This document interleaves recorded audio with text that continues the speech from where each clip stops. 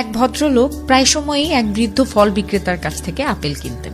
প্রতিবার আপেল কেনার পর লোকটি বৃদ্ধকে বলতেন, আপনার আপেলগুলো একদমই পানছে, একদমই মিষ্টি না, এই নিন একটা খেয়ে দেখুন।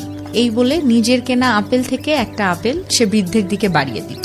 বৃদ্ধ আপেলটা খেয়ে যেইমাত্র বলতেন মিষ্টি তো ঠিকঠাকই আছে, অমনি লোকটি কিছু না বলে চলে যেতেন। একদিন সেই লোকটির সাথে তার স্ত্রী ছিলেন। হাঁটতে হাঁটতে স্ত্রী বললেন, তুমি প্রতিদিন মিথ্যা কথা কেন বলো? আপেলগুলো তো যথেষ্ট মিষ্টি। লোকটি বললেন, আমি জানি ওগুলো মিষ্টি, তুমি ওনার চেহারাটা দেখোনি। উনি খুব গরিব, অনেক কষ্টে পরিবারের জন্য খাবার সংগ্রহ করেন। আমি তাই প্রতিবার মিথ্যা কথা বলে নিজের ভাগের একটা আপেল তাকে খেতে দিই।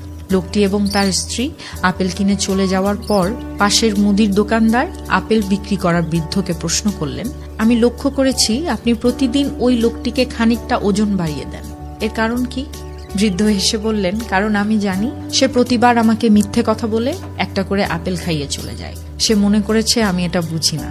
প্রতিবার আমার প্রতি তার ভালোবাসা দেখে আমার ওজনের পাল্লাটাও তার দিকে